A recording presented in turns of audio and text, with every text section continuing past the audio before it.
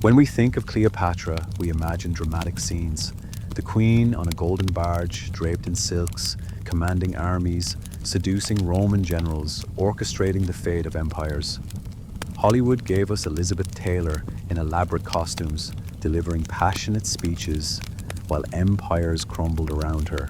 History books focus on the big moments: her meetings with Julius Caesar, her alliance with Mark Antony, her dramatic death by ASP Bite, though that's probably fiction, the wars, the intrigue, the legendary beauty that supposedly launched 1,000 political complications.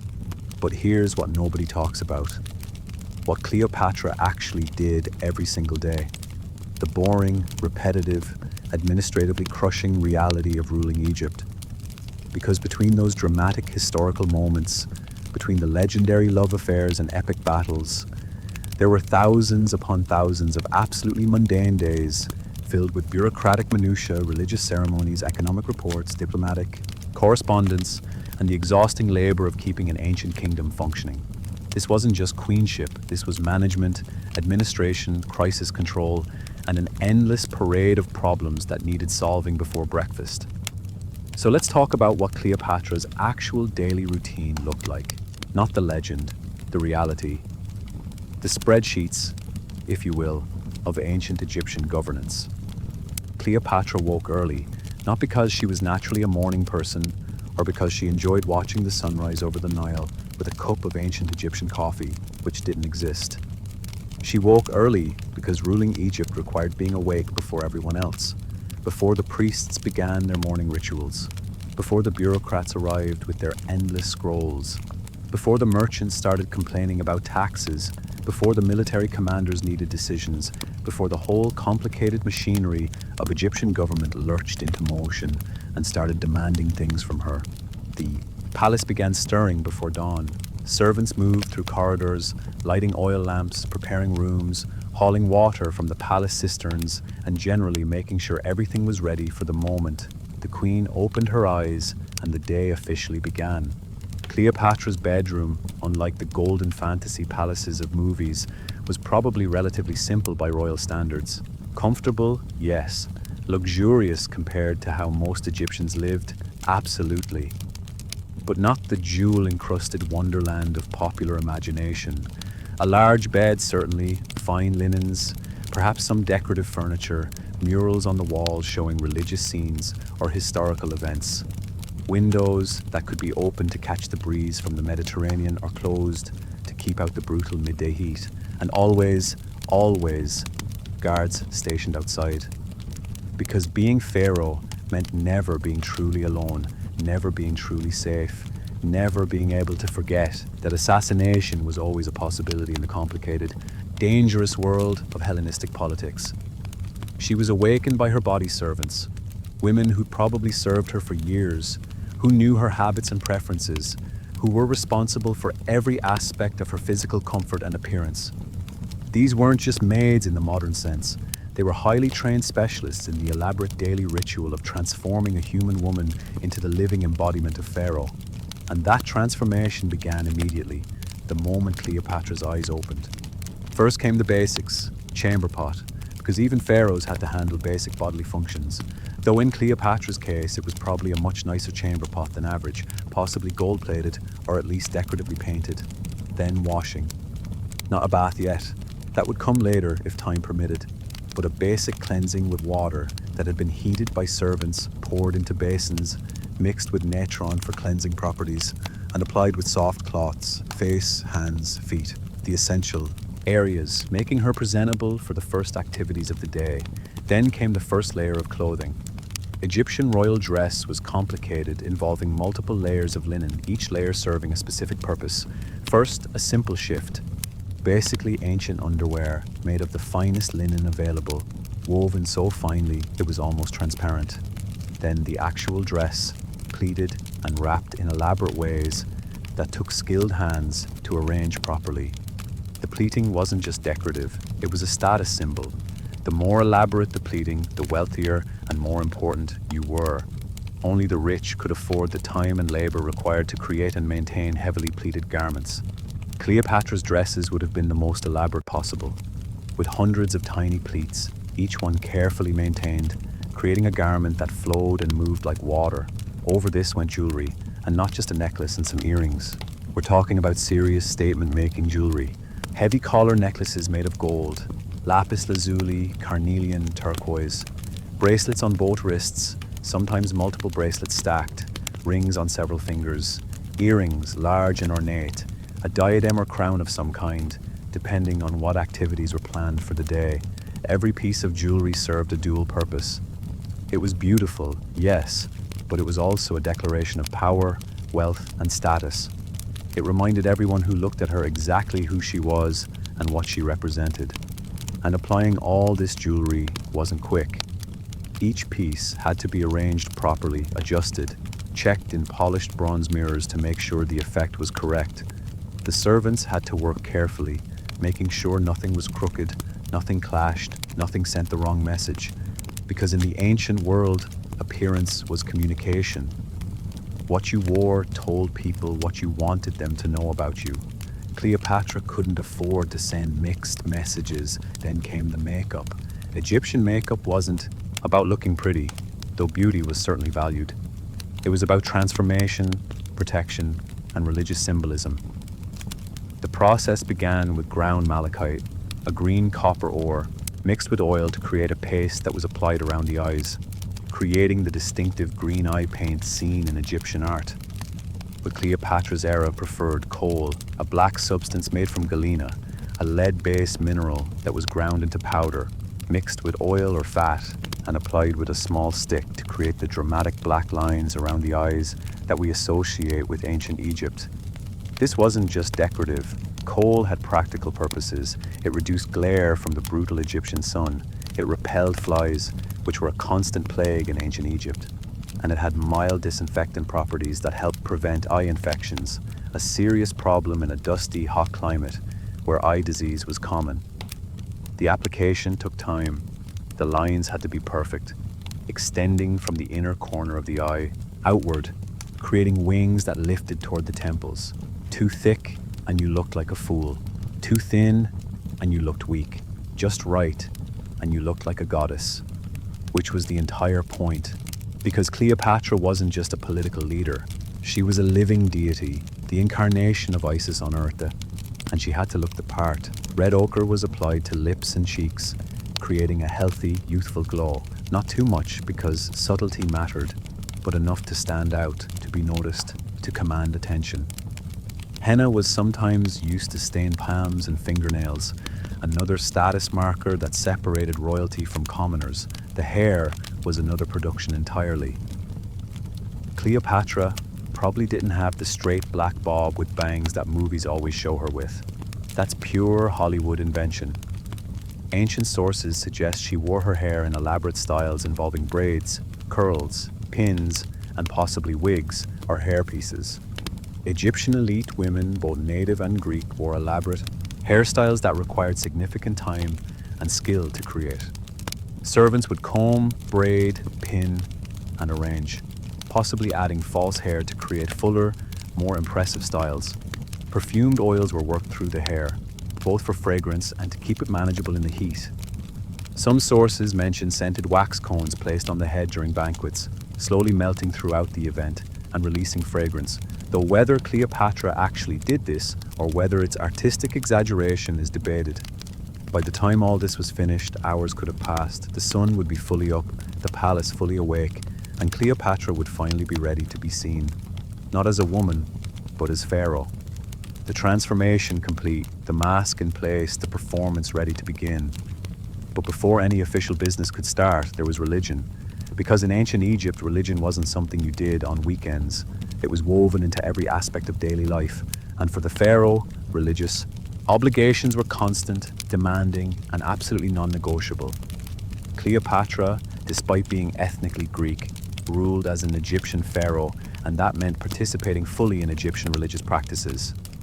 She wasn't just the political leader of Egypt. She was the chief priest, the intermediary between the gods and humanity, responsible for maintaining Ma'at, the cosmic order that kept the universe functioning properly. Fail in your religious duties, and the gods would withdraw their favor. Crops would fail, the Nile would not flood. Enemies would invade, chaos would triumph over order, and the world would slide back into the primordial waters of none from which it had originally emerged. No pressure or anything. So every morning began with religious rituals.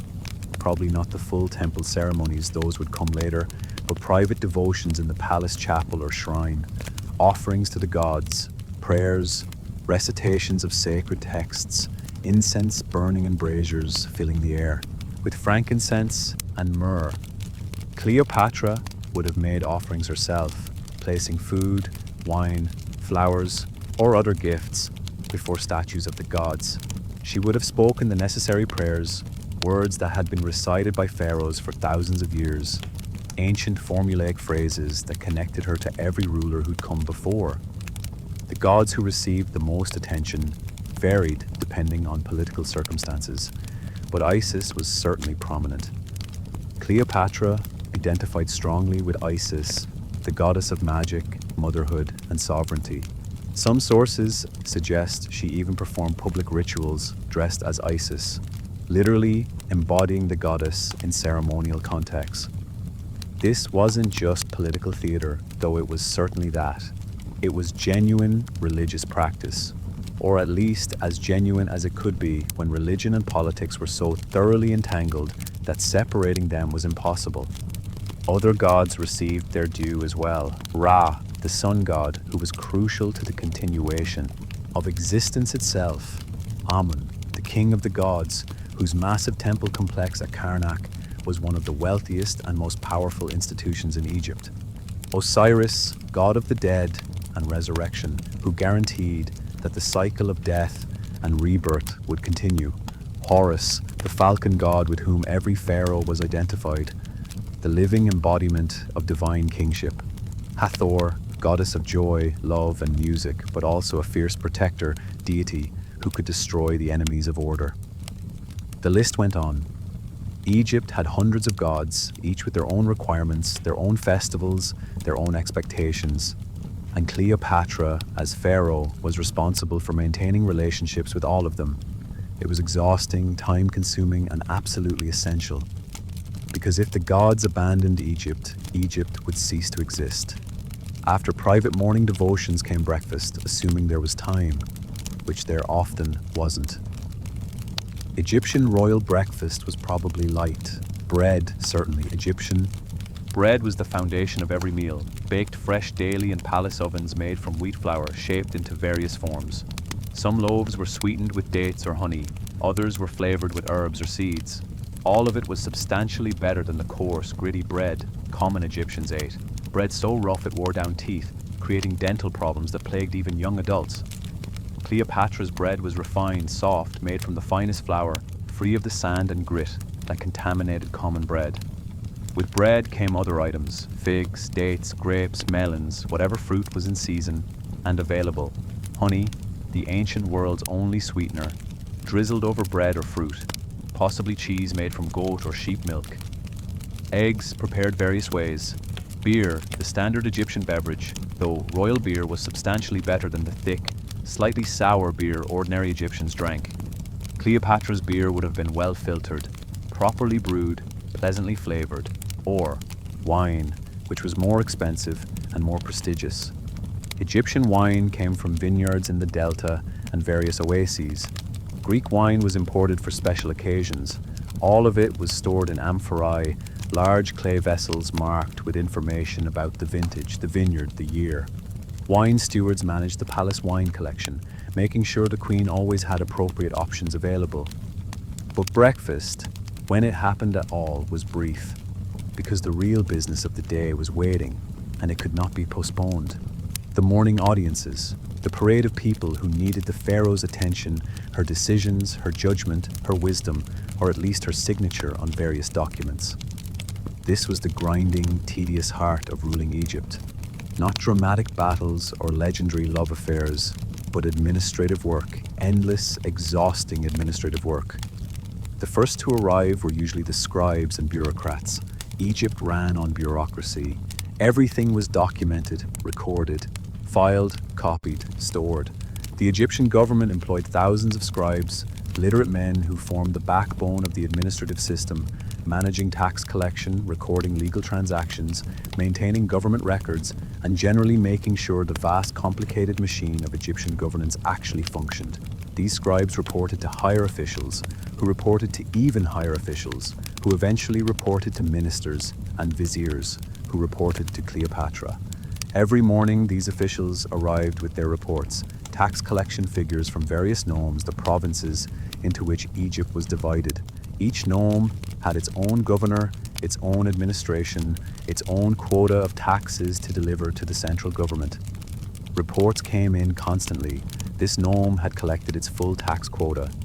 That nome was struggling because the Nile flood had been insufficient and crops had failed. Another nome's governor was suspected of embezzling, taking more than his allowed share, enriching himself at the expense of the crown.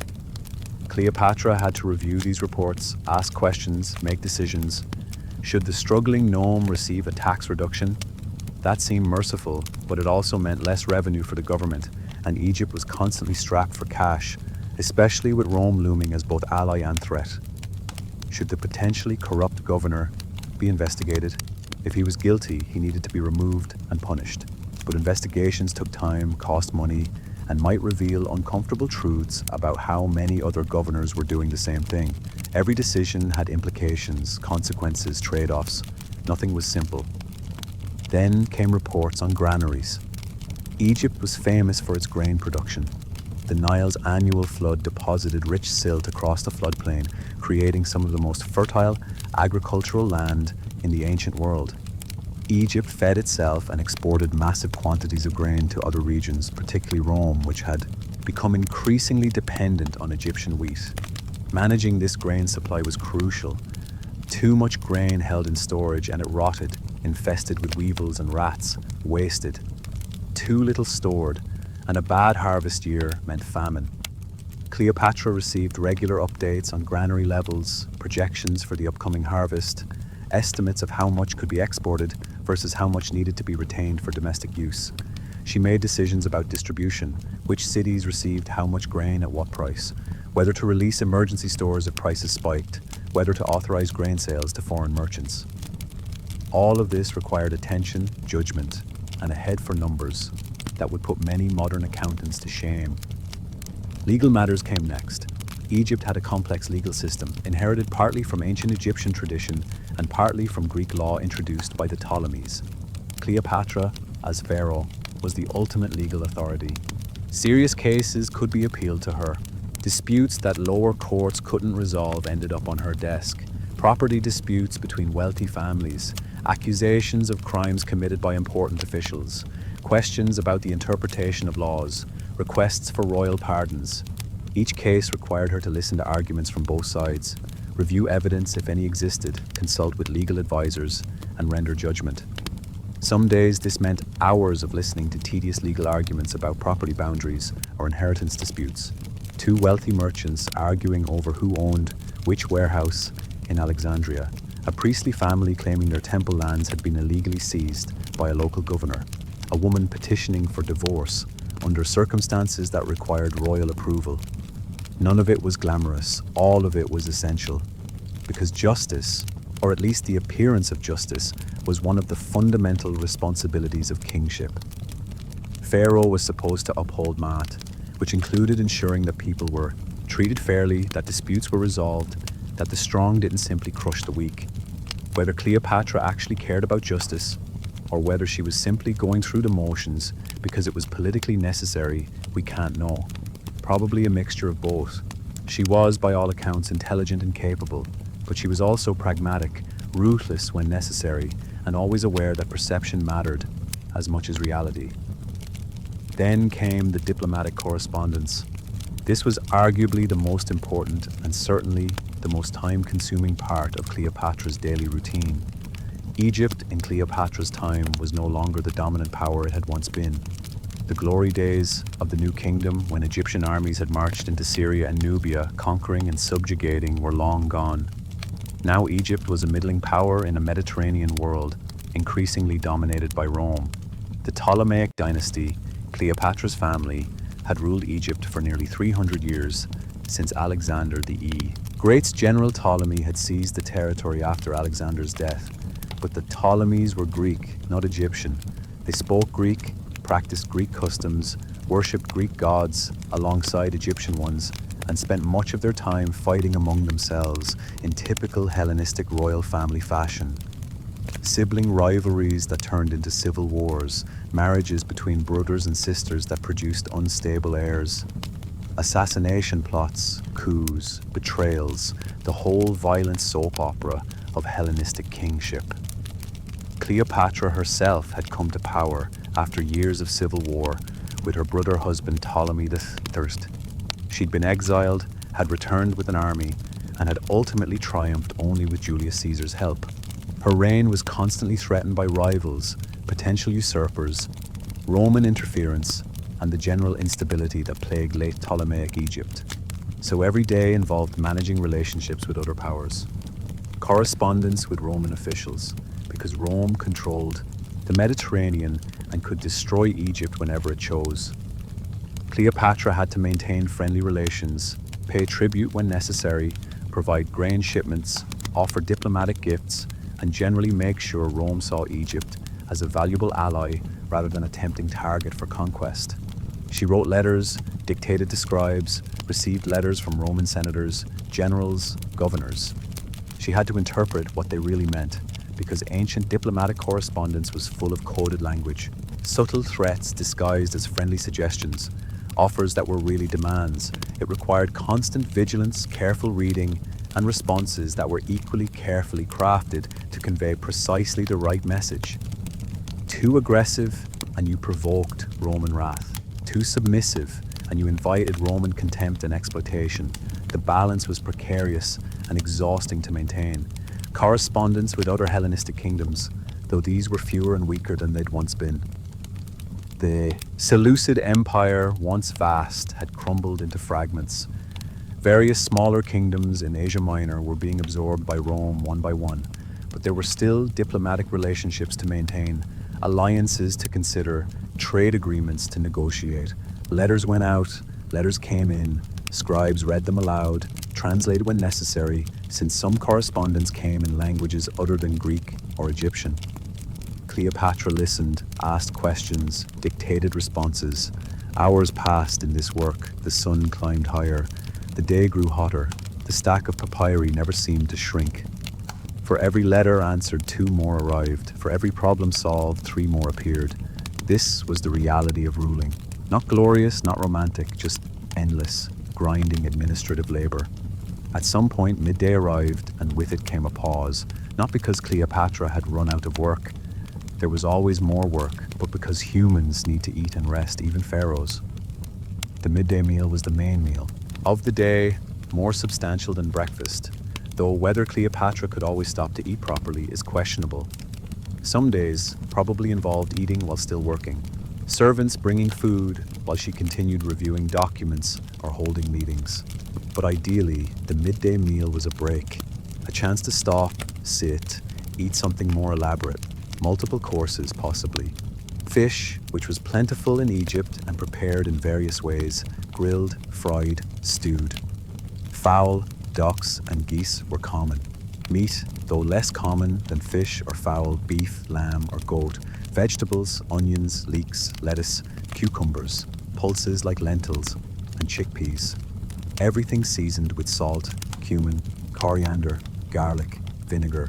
Bread, always bread, multiple types. Fruit for dessert, wine to drink. The meal served on fine pottery or perhaps metal plates, eaten with fingers since forks didn't exist, with servants standing by to offer water for washing hands between courses. If there was time, the meal might be taken in a courtyard or garden rather than a formal dining room. The palace gardens were famous, carefully maintained green spaces with pools, fountains, shade trees, flowering plants, and probably aviaries with exotic birds. Eating in the garden offered a brief respite from the stone corridors and formal audience chambers, a chance to feel something resembling normal, though of course Cleopatra was never truly alone. Servants surrounded her. Guards watched from discreet distances. Even her meals were observed, monitored, protected. There were food tasters, officials whose job was to eat from every dish before it reached Cleopatra, waiting to see if they dropped dead from poison before she was allowed to eat. Poison was a constant threat. The Ptolemies had a long history of poisoning each other. Brothers poisoned sisters, mothers poisoned sons, wives poisoned husbands. It was practically a family tradition, and Cleopatra knew it well. She'd survived multiple attempts on her own life and had likely arranged the deaths of at least some rivals herself, though the historical record is murky on specifics. So every meal came with paranoia, every cup of wine was suspect, every bite of food might be the last. It was no way to live, but it was the reality of Hellenistic royalty. After the meal, theoretically, there might be time for rest. A brief nap during the hottest part of the day, when even Egypt's driven administrators slowed down. The palace would grow quiet. People retreated to shaded rooms. Windows were closed or covered with cloth to keep out the blazing afternoon heat. Servants might fan the air with large palm fronds, creating gentle breezes. Cleopatra could lie down on a couch, close her eyes, let sleep claim her for an hour or so. But more likely, there wasn't time. There was always more work, always more people who needed audiences, always more problems requiring solutions.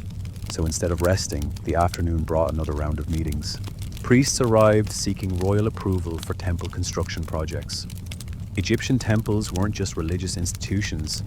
They were massive economic enterprises, owning vast tracts of land, employing thousands of people, functioning as banks, granaries, and administrative centers. The major temples, particularly Karnak, were almost independent states within the state, with their own revenues, their own hierarchies, their own political agendas. Managing relationships with the priesthood was crucial and complicated. The priests wanted money, they always wanted money, for renovations, for new construction, for festivals, for offerings. They presented their requests to Cleopatra, backed up with elaborate arguments about religious necessity, how the gods demanded these improvements, how failure to provide them would result in divine disfavor. Cleopatra had to balance their demands against the reality of Egypt's finances. She couldn't afford everything they wanted, but she couldn't afford to alienate them either. The priests controlled significant economic resources and had enormous influence over common Egyptians. They could make or break a pharaoh's legitimacy. So she negotiated, agreed to some projects, delayed others, made promises about future funding. It was diplomacy, but internal diplomacy, which was in some ways more delicate than dealing with foreign powers. Military commanders appeared with reports on the army's status. Egypt's military had declined significantly from its new kingdom peak. The army was smaller, less experienced, increasingly composed of foreign mercenaries rather than native Egyptian soldiers, but it still existed and still required management. Commanders reported on troop strength, training, equipment needs, garrison assignments. They requested funds for pay, food, weapons, horses. They complained about shortages, discipline problems, desertions. Cleopatra listened, asked questions about capabilities and readiness, because even though Egypt wasn't actively at war most of the time, the possibility of war was always present. Internal rebellions could erupt, border regions needed defending, and always, there was Rome. Egypt couldn't defeat Rome militarily, that was understood. But maintaining at least some military capability was essential to maintaining independence. A completely defenseless Egypt would be immediately annexed. So the army had to be maintained, funded, kept at least minimally functional. Even if everyone knew that Egypt's real defense wasn't military, it was diplomatic. It was Cleopatra's personal relationships with Roman leaders, her ability to make herself useful, valuable, indispensable. Merchants came seeking trade licenses, tax relief, or royal intervention in commercial disputes. Alexandria, Egypt's capital, was one of the Mediterranean's greatest trading cities. Ships from across the ancient world docked there, carrying goods from Africa, Arabia, India, the Far East. Spices, silk, ivory, exotic animals, precious stones, rare woods. Egyptian merchants grew wealthy, facilitating this trade, but they also competed fiercely with each other and with foreign merchants. Disputes erupted constantly. One merchant accused another of cheating, selling adulterated goods, bribing officials to gain unfair advantages, or merchants complained about taxes, always about taxes, claiming they were being driven out of business by excessive duties and fees. Cleopatra's government needed the tax revenue, but it also needed Alexandria's economy to function smoothly. Another balancing act, another series of compromises, another set of decisions that pleased no one completely, but kept the system functioning. Architects and engineers presented plans for public works.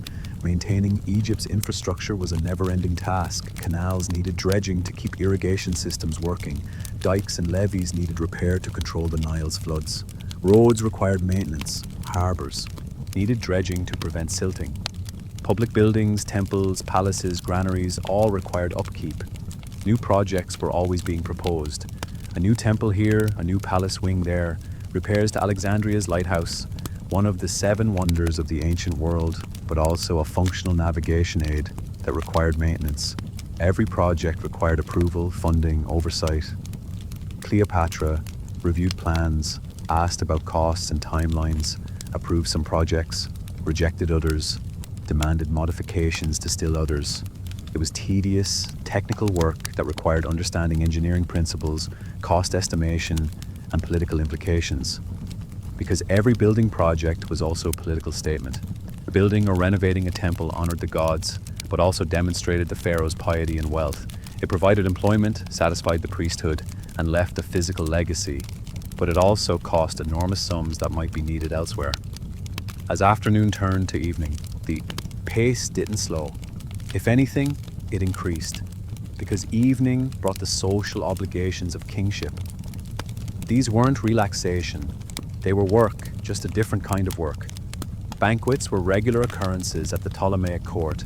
Formal dinners bringing together Egyptian officials, Greek nobles, foreign dignitaries, Roman visitors, wealthy merchants, anyone whose loyalty, support, or goodwill Cleopatra needed to maintain.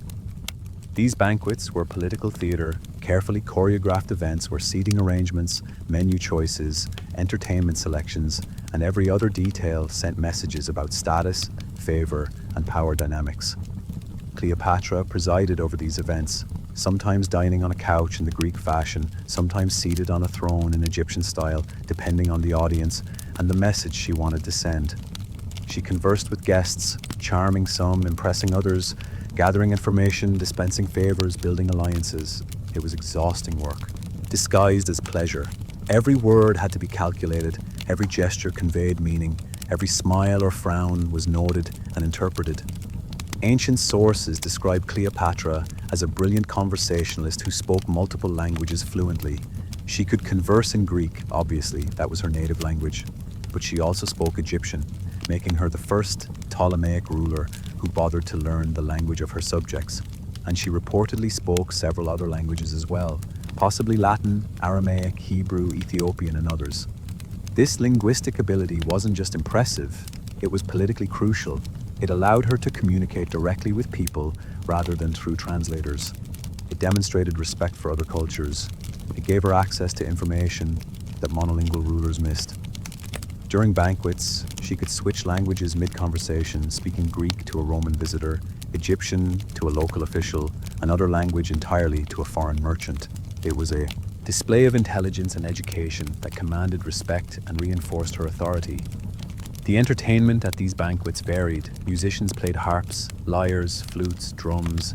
Dancers performed, their movements graceful and hypnotic. Singers entertained with songs in various languages. Sometimes there were acrobats or other performers. The food was elaborate, course after course of delicacies, exotic dishes prepared by palace cooks who were among the finest in the ancient world. The wine flowed freely, though Cleopatra herself probably drank in moderation. She couldn't afford to lose control, to say something unguarded, to make an error that would be remembered and used against her. These banquets lasted for hours. Late into the night, guests grew drunk, uninhibited, careless with their words. Cleopatra stayed sharp, listening, observing, gathering intelligence. People revealed things when they were drunk that they'd never say sober. Grievances, ambitions, fears, secrets, all of it was useful. All of it was filed away in Cleopatra's formidable memory, ready to be used when needed. When the banquets finally ended, when the last guests had been escorted out, or had stumbled off to guest quarters to sleep off their wine consumption. Only then could Cleopatra's public day finally conclude. But private work often continued. Late into the night by lamplight, she might review documents that required her personal attention, letters that were too sensitive to discuss in open court. Intelligence reports from spies, because of course Egypt had spies, every kingdom had spies. Information about rival kingdoms, about Roman politics, about potential threats, about opportunities that might be exploited. She read, made notes, dictated responses to secretaries who stood ready with papyrus and ink no matter how late the hour. Strategic planning consumed the quiet nighttime hours. Egypt's position was precarious. Rome was growing stronger. Egypt was growing weaker. How could this trajectory be changed? How could Egypt maintain independence? These questions had no easy answers, but they demanded constant attention. Cleopatra considered alliances, marriages, tribute arrangements, anything that might preserve Egypt's sovereignty a bit longer. She thought about her children. She had several children by this point in her reign. Caesarion, her son by Julius Caesar, whom she promoted as co-ruler and intended as her successor, and 3 children by Mark Antony, Alexander Helios, Cleopatra Selene, and Ptolemy Philadelphus. Their futures depended on her success. If she failed, if Egypt fell to Rome, what would happen to them? Would they be killed, paraded in a Roman triumph, enslaved? Or might they somehow survive, preserve something of their heritage? These thoughts haunted her late night hours. Finally, near midnight or sometimes well past it, Cleopatra would allow herself to stop. The day's work, at least, what could be accomplished in one day, was done. Tomorrow would bring more. It always did. But for now, she could rest. The same servants who dressed her in the morning now helped her undress. The elaborate jewelry was carefully removed piece by piece, each item catalogued and stored. The pleated dress was unwrapped, set aside for cleaning and pleating again. The makeup was washed off, the kohl carefully removed so it wouldn't irritate her eyes overnight. The elaborate hairstyle was undone, pins removed, braids loosened, hair brushed out. Underneath all the regalia, she was just a woman, tired, stressed, carrying the weight of an entire kingdom on her shoulders, knowing that tomorrow she'd have to get up and do it all again. She lay down on her bed, and for a brief moment before sleep claimed her, she might have allowed herself to think about what her life might have been like in a different time, a different place. If she'd been born in an era when Egypt was still strong, still independent, not constantly threatened by Roman expansion. If she'd been born somewhere else entirely, somewhere that didn't require her to be so many things to so many people. Pharaoh, diplomat, administrator, high priest, military commander, mother, seductress when necessary. It was too much for one person. But she was the only person who could do it, so she did. And then sleep took her, and the whole exhausting cycle would begin again with the next dawn. But let's talk more specifically about some aspects of Cleopatra's daily routine that really drove home how unglamorous ruling actually was. The paperwork, for instance. Ancient Egypt ran on papyrus scrolls, thousands upon thousands of them. Every transaction, every legal proceeding, every government decision generated documents. Multiple copies usually, one for the person involved, one for the local administration, one for the central government archives. These scrolls accumulated in vast archive buildings, libraries of bureaucratic records that tracked everything from tax payments to criminal sentences to property transfers to military supply requisitions. Cleopatra had to interact with this system constantly. Scribes read documents to her, she made decisions, scribes recorded her decisions, copies were made and distributed.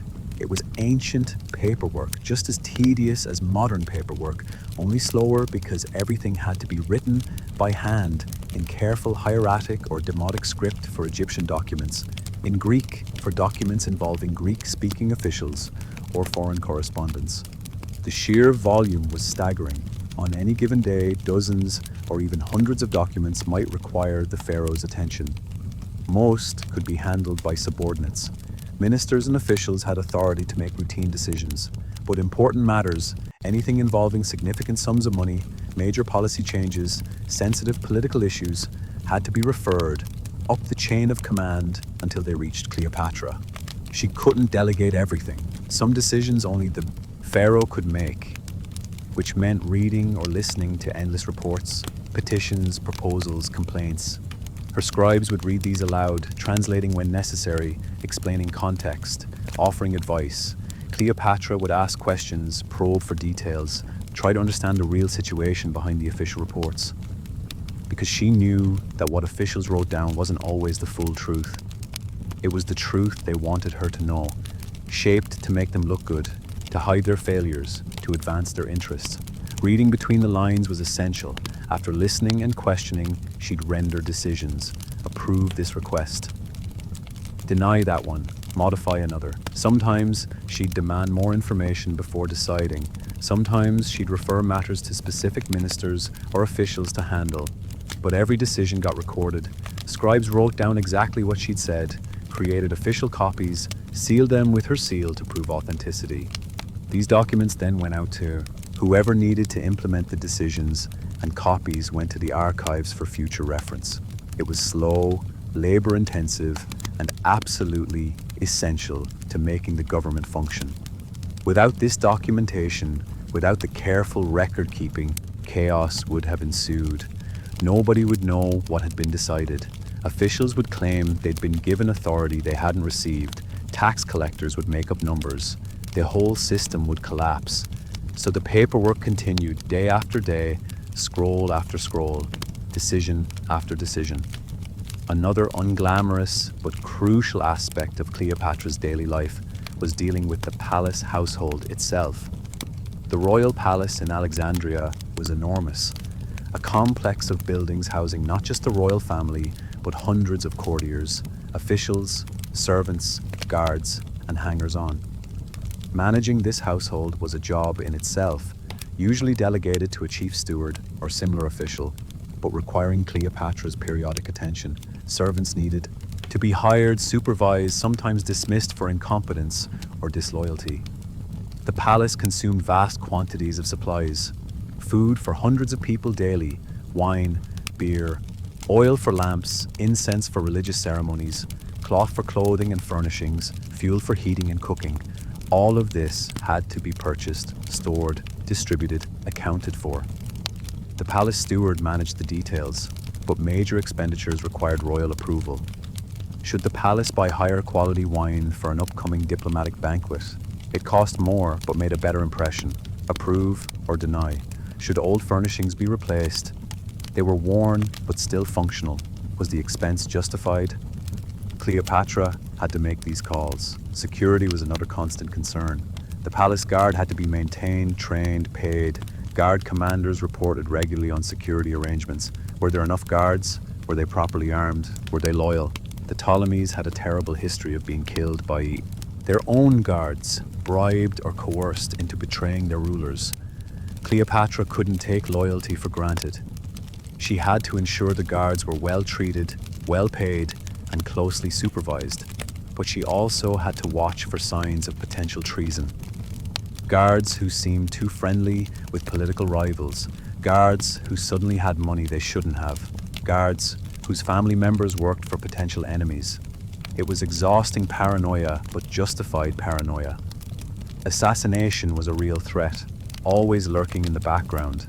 Then there were the courtiers, the nobles and officials who lived at court, jockeying for position, forming factions, competing for royal favor. Managing court politics was like managing a nest of vipers. Everyone wanted something: access to the queen, royal appointments for themselves or their relatives, monopolies on trade goods, tax exemptions, land grants, titles. They competed viciously, forming alliances and betraying them, spreading rumors about rivals, trying to undermine anyone who threatened their position. Cleopatra had to navigate all of this. She couldn't allow any one faction to become too powerful. She had to balance competing interests, reward loyalty without creating jealousy, discipline troublemakers without provoking rebellion. She held private audiences with key courtiers, listening to their petitions and complaints, offering vague promises, making subtle threats, playing them against each other when necessary. It was exhausting psychological warfare, requiring constant vigilance and political skill. Another daily obligation was religious ceremonies, which consumed far more time than the brief morning devotions already mentioned. Egypt's religious calendar was crowded with festivals, feast days, commemorations, and observances. Some were major events involving public processions and elaborate rituals. Others were more private temple ceremonies. But all required the pharaoh's participation, at least theoretically. In practice, Cleopatra couldn't personally attend every religious ceremony. There were too many, and she had too many other obligations, so she deputized priests to perform many rituals on her behalf. But major festivals required her personal presence. The Opet festival, one of ancient Egypt's most important celebrations, involved a grand procession from Karnak to Luxor Temple, with statues of the gods carried on sacred barks, accompanied by priests, musicians, dancers, and thousands of spectators. The pharaoh played a central role, leading portions of the procession, performing specific rituals, making offerings. The festival lasted for weeks, though Cleopatra probably didn't attend every single day, but her absence would have been noticed and criticized. So she made appearances, participated in key ceremonies, showed herself to the people, reinforced her role as the god's representative on earth. Other festivals honored specific deities. The festival of Isis, particularly important, given Cleopatra's identification with that goddess. The festival of Osiris, commemorating the god's death and resurrection. The festival of the Nile's inundation, celebrating the annual flood that made Egyptian agriculture possible. Each festival had its own requirements, its own rituals, its own expectations for royal participation. Cleopatra's schedule was constantly interrupted by religious obligations, a ceremony here, an offering there, a procession that required her to spend half a day riding through city streets in elaborate regalia while crowds watched and priests chanted. It was tiring, time-consuming, and absolutely necessary. Religion wasn't optional in ancient Egypt. It was the foundation of everything. Let's talk about the economic challenges Cleopatra faced daily. Egypt had been wealthy once. During the New Kingdom, Egyptian gold and grain had made the pharaohs the richest rulers in the ancient world. But by Cleopatra's time, the situation had deteriorated. The Ptolemies had mismanaged the economy through centuries of expensive wars, lavish spending, and incompetent administration.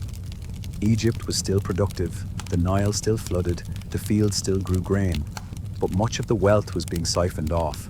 Corruption was endemic. Officials at every level took bribes, embezzled funds, skimmed from tax collections. The system leaked money from 1,000 wounds. Cleopatra tried to plug these leaks, but it was nearly impossible. Crack down on corruption, and the officials you relied on to govern became resentful, less cooperative, sometimes actively obstructive. They felt entitled to their graft. It was traditional, expected, part of how the system worked. Take it away and they'd find other ways to undermine you. But ignore the corruption, and the treasury remained perpetually empty, unable to fund necessary projects or respond to emergencies. Cleopatra tried various approaches. She made examples of particularly egregious offenders, having them prosecuted and punished publicly. She reformed tax collection systems, trying to make them more efficient and less prone to abuse. She negotiated with officials, offering legitimate rewards for good performance to reduce the temptation to steal. None of it worked completely. The corruption continued, just more carefully hidden. Meanwhile, Egypt's expenses kept rising. Rome demanded tribute, not officially called tribute, but that's what it was. Regular gifts, grain shipments, payments for various pretexts. These shipments to Rome drained Egypt's granaries and treasury. The military required constant funding. Even a modest army was expensive. Soldiers needed pay, food, equipment, training facilities. Mercenaries, increasingly used because native Egyptian recruitment had declined, demanded high wages and bonuses. Ships needed maintenance, dockyards required upkeep, coastal fortifications needed manning. The costs accumulated relentlessly. Public works consumed enormous sums. Temple, construction and repair, irrigation canal maintenance, road upkeep, public building repairs. These projects couldn't be postponed indefinitely. Let the infrastructure decay, and agricultural productivity would decline, trade would suffer, religious festivals couldn't be properly celebrated. But every project cost money Egypt didn't have. Cleopatra juggled these demands daily. She reviewed financial reports, tried to prioritize spending, looked for ways to increase revenue. Egypt's taxes were already high, among the highest in the ancient Mediterranean. Raising them further risked provoking resistance or rebellion. The Egyptian population, heavily taxed for centuries, was near the breaking point. Pushed too hard and they might rise up, refusing to pay, attacking tax collectors, forcing the government to use military force to restore order. That would cost more than the additional taxes would bring in. So Cleopatra looked for other revenue sources, expanding trade, licensing new commercial ventures, seeking loans from wealthy individuals or foreign kingdoms. But every solution created new problems. Loans had to be repaid with interest. Commercial ventures might succeed or fail. Trade expansion required investment in infrastructure. There was no easy answer to Egypt's financial problems, just a constant struggle to keep the kingdom solvent, to pay the bills, to avoid the bankruptcy that would leave Egypt completely vulnerable to Rome. Every day brought financial reports requiring her attention. The treasury was running low. Could payments to troops be delayed? Not safely. Unpaid soldiers were dangerous. Could building projects be postponed? Some could, others couldn't. Could grain shipments to Rome be reduced? Not without risking Roman displeasure. The financial juggling never ended, and it was one of the most stressful parts of Cleopatra's reign. Another daily challenge was information management. Cleopatra needed to know what was happening throughout Egypt and across the Mediterranean world. She needed intelligence about potential threats, political developments, economic changes, anything that might affect Egypt's interests. This required an extensive intelligence network. Egypt employed spies and informants throughout the kingdom and in foreign cities. These agents sent regular reports about local conditions, political rumors, military movements, anything noteworthy. The reports came in constantly, carried by messengers who traveled the roads and sailed the shipping routes, bringing information to Alexandria. Cleopatra's intelligence officials compiled these reports, summarized the most important information, and presented it to the queen. She read or listened to summaries of what was happening in Rome's political scene, which senators were gaining influence, which were losing power, who was forming alliances with whom. Were there rumors of military campaigns being planned? Was Roman attention focused elsewhere, on Gaul or Germania or Parthia, or was it turning toward Egypt? Any of this could affect Egypt's security and required careful monitoring. She received reports on conditions in Egypt's provinces. Were there signs of unrest, banditry increasing, tax resistance, religious movements that might challenge royal authority? Local officials needed to be watched too. Were they loyal, competent, honest? Were they building their own power bases, perhaps positioning themselves to rebel? Vigilance was essential. Interpreting intelligence was as important as gathering it. Raw information was often ambiguous, contradictory, incomplete. Cleopatra had to evaluate sources. Was an informant reliable? Did they have access to accurate information, or were they repeating rumors? Might they be providing false information deliberately, either to advance their own agenda or because they'd been turned by enemies? These questions couldn't always be answered definitively, but they had to be considered. Cleopatra had to make decisions based on imperfect information, accepting that sometimes she'd be wrong, hoping she'd be right more often than not. She also had to manage information flowing out of Egypt. What did she want foreign powers to know? What should be kept secret? Official communications to Rome required careful crafting. She wanted to project strength and stability to convince Rome that Egypt was a valuable ally, not a weak target. But she also had to acknowledge reality. Egypt couldn't hide its vulnerability entirely. So the communications balanced reassurance with subtle appeals for Roman support and protection. Cleopatra's famous charm offensive toward Roman leaders, her relationships with Julius Caesar and Mark Antony, were partly about controlling information and perception. By establishing personal relationships, she gained better access to information about Roman intentions. She could ask questions, probe for details, understand what Rome wanted and how to provide it without sacrificing too much. Egyptian sovereignty. These relationships were tools, strategic assets in the constant struggle to protect Egypt. Daily life also involved dealing with petitions from ordinary Egyptians. The pharaoh was traditionally accessible to subjects, at least in theory. anyone could petition the pharaoh for justice, mercy, or assistance. In practice, most petitions were filtered through layers of bureaucracy. Officials reviewed them, decided which were important enough to forward to higher authorities, and eventually a small number reached Cleopatra herself.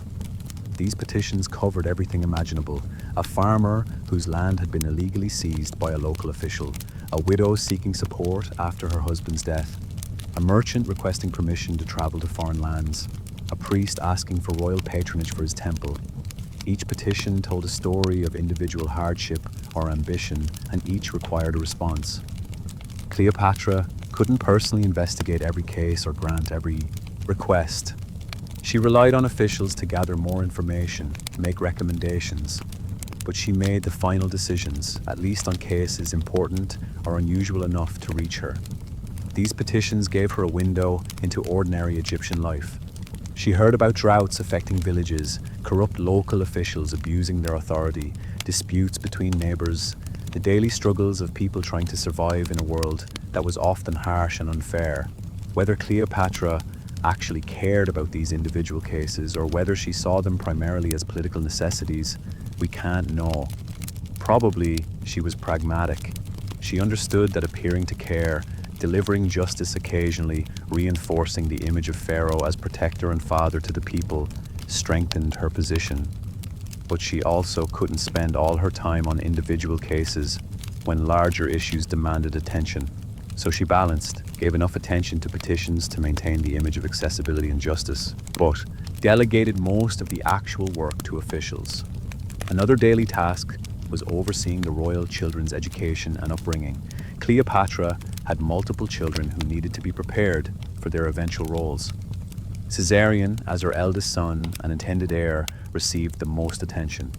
He was being groomed to rule, educated in Greek and Egyptian culture, taught statecraft, introduced to court life, given responsibilities appropriate to his age. Cleopatra monitored his progress, met with his tutors, made sure he was developing the skills he'd need.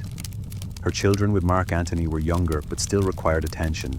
They were valuable political assets, potential marriage partners for foreign royalty, symbols of the alliance between Egypt and Rome. They needed to be raised properly, educated, socialized, protected. Cleopatra didn't raise them herself in the modern sense. Royal children were cared for by nurses, tutors, servants. But she was involved making decisions about their education, their daily schedules, their preparation for future roles. This wasn't a daily task in the sense of spending hours with them, but it was an ongoing responsibility that required periodic attention and decision-making.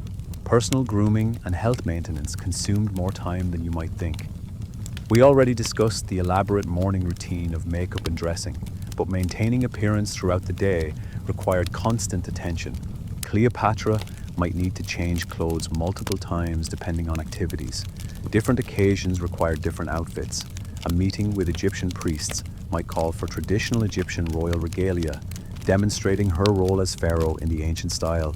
A meeting with Roman visitors might call for Greek-style clothing, emphasizing her Hellenistic heritage. Every costume change required servants' assistance, time to change, makeup adjustments. Personal hygiene was important, especially in Egypt's heat. Bathing was regular, perhaps even daily for someone of Cleopatra's status, though daily bathing wasn't universal in the ancient world. Egyptian elite had access to bathrooms with drainage systems, servants to haul heated water, scented oils, and soaps for cleansing. Bathing took time. It wasn't a quick shower, it was a process involving multiple stages: washing, oiling, perhaps massage, certainly drying and dressing afterward. Dental care was primitive by modern standards, but still practiced. Egyptians created early toothpastes from natron and other ingredients, used them with primitive toothbrushes or just their fingers. Chewing certain plants helped clean teeth and freshen breath. These practices probably didn't work especially well. Ancient Egyptians still suffered from dental problems, but they tried. Cleopatra would have had the best dental care available, regular cleaning, probably use of various herbal preparations meant to maintain healthy teeth and gums. Hair care was elaborate. Maintaining. Elaborate hairstyles, especially if wigs or hair pieces were used, required regular attention. Hair needed washing, conditioning with oils, styling. Wigs needed cleaning, repairs, restyling. All of this required skilled servants and consumed time. Health concerns were constant. Cleopatra lived in an era before antibiotics, before effective painkillers, before most medical treatments that actually worked. Egyptian medicine was advanced for its time. Egyptian doctors were renowned throughout the ancient world. But they couldn't cure most diseases. They couldn't prevent infections. They couldn't do much about chronic conditions. So Cleopatra, like everyone in the ancient world, lived with the constant awareness that illness could strike at any time and might kill her. Minor ailments, headaches, stomach aches, muscle pains had to be endured. Egyptian doctors might offer herbal remedies, some of which possibly had mild effects, or they might perform rituals, prayers to healing deities, amulets to wear for protection. Whether Cleopatra believed in these treatments or simply accepted them as the best available, she would have consulted with doctors when necessary. Serious illness was terrifying. If Cleopatra developed a serious infection, a dangerous fever, internal problems, there was little anyone could do. She'd be confined to bed, doctors would try various remedies, priests would perform healing rituals, and everyone would wait to see if she recovered or died.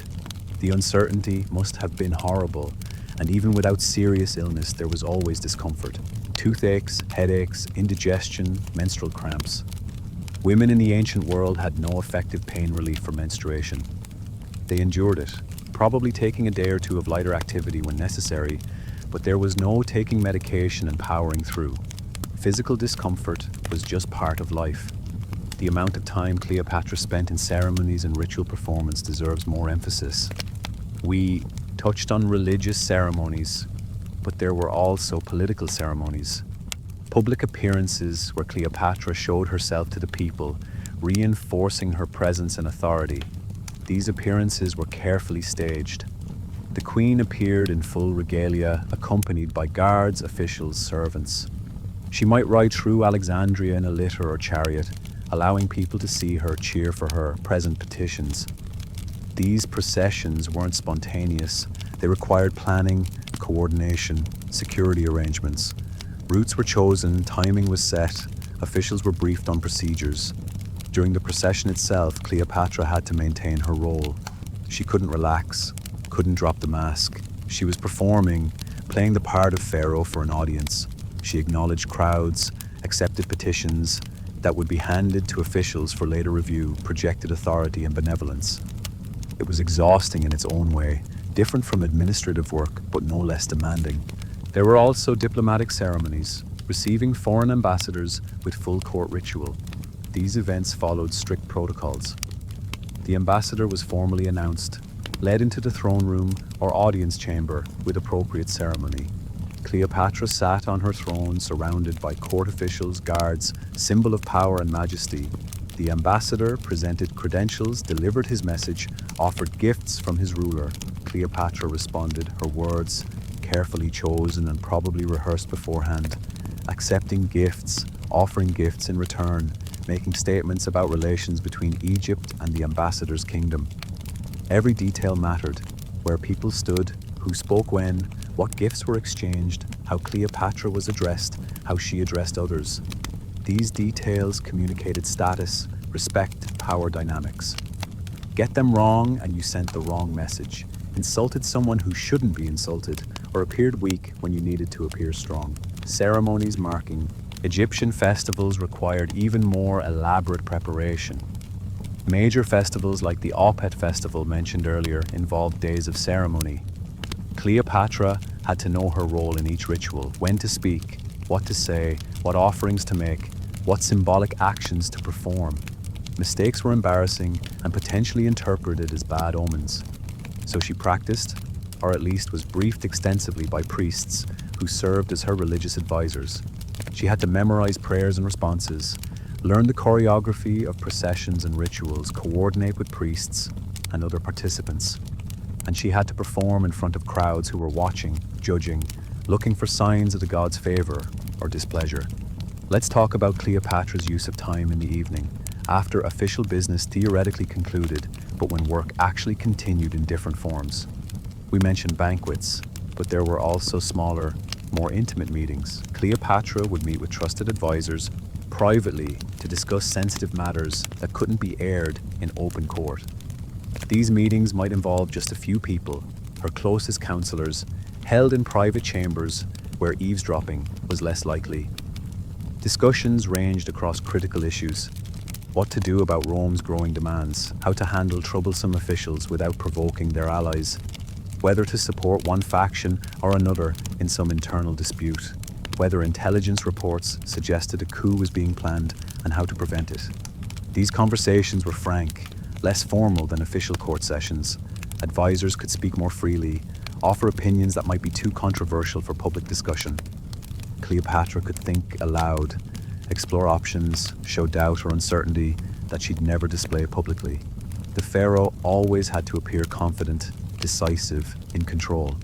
But in private, she could admit problems, ask for advice, work through complicated issues without worrying about how she appeared. These meetings were crucial for actual decision-making. Public court sessions were often theater, decisions announced that had already been made.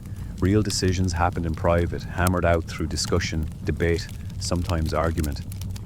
Cleopatra listened to various viewpoints, weighed options, challenged assumptions, asked hard questions. Then she made choices, giving instructions that advisors would carry out, setting policy that would later be announced formally. She also used evening time for reading and study. Cleopatra was legendarily well-educated, trained in rhetoric, philosophy, mathematics, astronomy, and various other subjects considered essential for an educated Hellenistic ruler.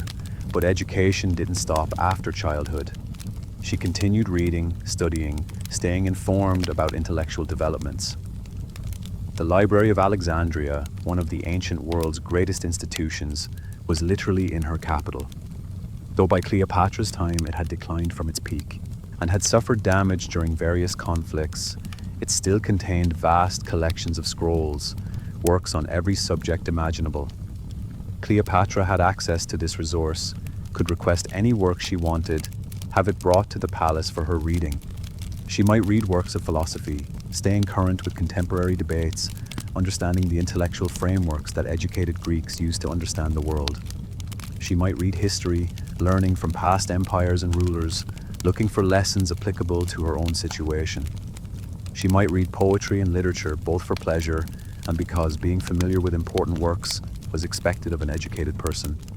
She might study works on governance, military strategy, rhetoric, any subject relevant to ruling. This reading served multiple purposes. It kept her intellectually sharp, it provided useful knowledge and perspectives, and it allowed her to converse intelligently with educated visitors, demonstrating that she was not just a queen, but a scholar, someone who could engage with ideas, participate in philosophical discussions, embody the Hellenistic ideal of the philosopher-ruler. Her famous conversations with Julius Caesar and later Mark Antony weren't just flirtation. They discussed literature, philosophy, politics, military strategy. Cleopatra could hold her own in these conversations because she'd done the work, studied the subjects, developed her own thoughts and opinions. Another evening activity was correspondence with allies and potential allies. Some letters were too sensitive to dictate to regular scribes or to send through normal diplomatic channels. Cleopatra wrote personally or dictated to absolutely trusted secretaries, crafting messages that required maximum discretion. These might be personal letters to Roman friends, maintaining relationships that might prove useful. Not official diplomatic correspondence, but personal notes, discussing shared interests, offering news, providing gossip, maintaining the bonds of friendship, or at least friendly acquaintance. Or they might be secret communications with potential allies, exploring possibilities that couldn't yet be acknowledged publicly. Feeling out whether someone might support Egypt in a crisis, offering inducements, making promises. All of this had to be done carefully, with full awareness that letters might be intercepted, copied, used against her. So Cleopatra crafted her words precisely, saying enough to communicate her message, but not so much that the letter could be used as damning evidence if it fell into the wrong hands. She also received personal letters, read them carefully, pondered their meaning and implications. What was the real message behind polite words? What did the sender really want? What were they offering or threatening? Reading between the lines was essential. Late at night, finally alone, or as alone as a pharaoh ever was, Cleopatra might have reflected on her position, her choices, her chances. She was fighting a losing battle and probably knew it. Egypt couldn't remain independent indefinitely. Rome was too strong, Egypt too weak. The best she could hope for was to delay the inevitable, preserve Egyptian autonomy for her lifetime and perhaps her children's, arrange the best possible terms for eventual absorption into Rome's empire. It was a grim prospect, the end of 3,000 years of Egyptian civilization as an independent kingdom. The weight of that history pressed on her. She was potentially the last pharaoh, the last in a line stretching back through the Ptolemies, through the Persian period, through the late period dynasties, through the New Kingdom, the Middle Kingdom, the Old Kingdom, all the way back to Narmer and the unification of Egypt. If she failed, that entire legacy ended with her. The pressure was enormous, the stress incredible. But she couldn't show it, couldn't crack, couldn't give up. Because she was Pharaoh and Pharaoh didn't break. Pharaoh endured, fought, survived, prevailed against impossible odds. That was the myth, the ideal she had to embody.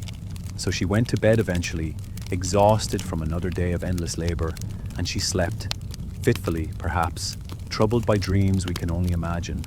And then morning came, and servants arrived to wake her, and the whole grinding cycle began again. Another day of bureaucracy and ceremony and negotiation and performance. Another day of being Cleopatra, Pharaoh of Egypt, caught between a glorious past and a terrifying future, trying desperately to chart a course through impossible circumstances. This was her daily reality, not the legend, not the romance, just endless work, endless pressure, endless responsibility.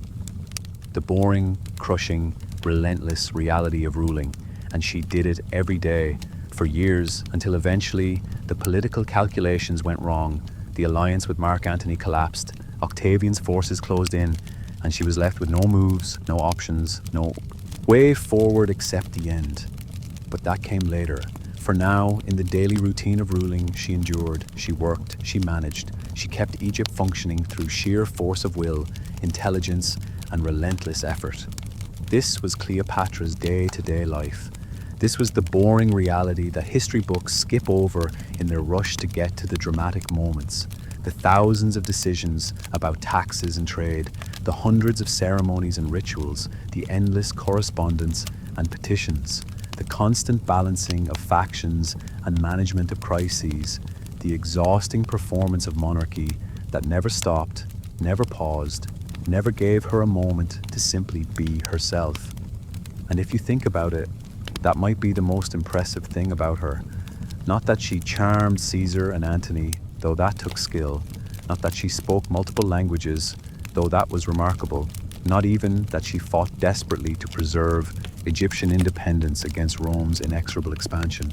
What's truly impressive is that she did the job every single day, that she mastered the administrative details and bureaucratic complexity and ceremonial requirements and political maneuvering that ruling actually required, and she did it competently enough to hold power for over 2 decades in one of the most dangerous political environments imaginable.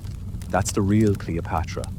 Not the seductress of legend, but the administrator, the manager, the ruler who showed up every day and did the boring, grinding work that keeping a kingdom functioning required. History remembers her for her death and her romances, but her life, the actual day-to-day existence, was something entirely different. It was work, constant, exhausting, essential work, and she did it until she couldn't anymore. That's the story worth knowing. That's the boring history that makes you understand what ruling actually meant. Not glory and drama, but endless days filled with paperwork, ceremonies, decisions, and the crushing weight of responsibility that never lifted, never lightened, never gave her a moment's peace until her story finally, inevitably, tragically ended.